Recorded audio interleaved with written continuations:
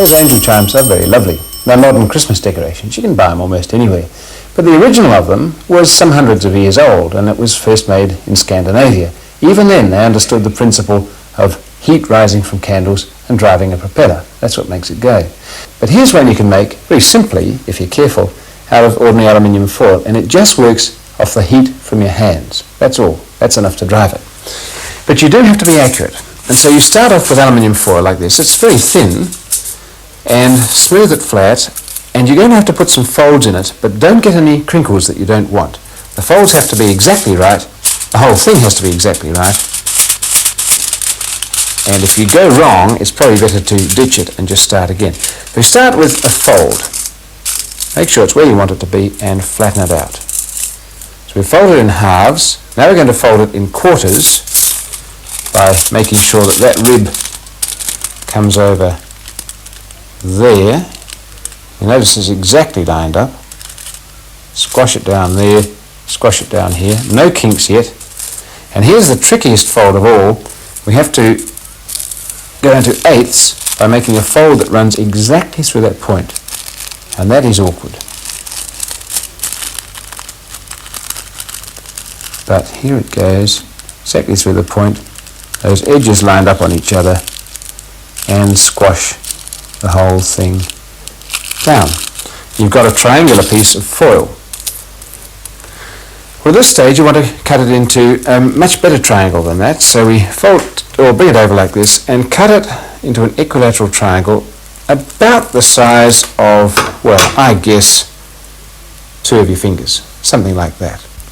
Now there's one last thing to do before you unroll it, and that is to cut a slit from the base of that triangle 2/3 of the way up towards the point, like that. Half to 2/3 should do it. There we are. And now we unwrap it. And that will take a lot of care because the scissor has now squashed all those sides into each other. So as we unwrap it, you'll find that things stick together and you have to move very carefully so as not to tear it. So I'm going to use a pencil here, work slowly and carefully and unwrap the entire thing.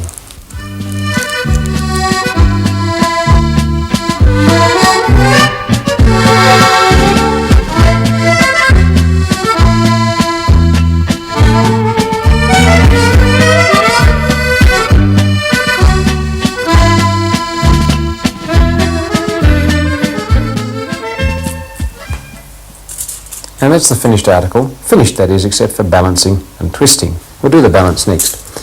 If you've folded it accurately, you'll find all of the lines go through the dead centre, like that. And that's terrific, because we now take a household pin with a sharp point and place it in that centre. Don't push it through, don't make a hole, just pretty well rest it there. I'll do it on the other side because the folds are all ready to receive it like that.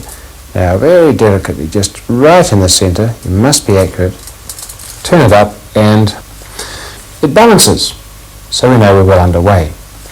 We'll put the pin down, and I use a little receptacle, I'll talk about that a bit later. And at this stage, all we have to do is to put a twist into each of those propellers. And you always do the same thing. I'm going to go away from me on this side and up on this. Down on that side and up on this. And there it's finished. You can see it's a neat little propeller. One last thing to do is to prepare the pin. I've dunked it, just the tip of it, into some cooking oil. Any thin oil would do, but it just adds a bit of lubrication to help the thing speed around.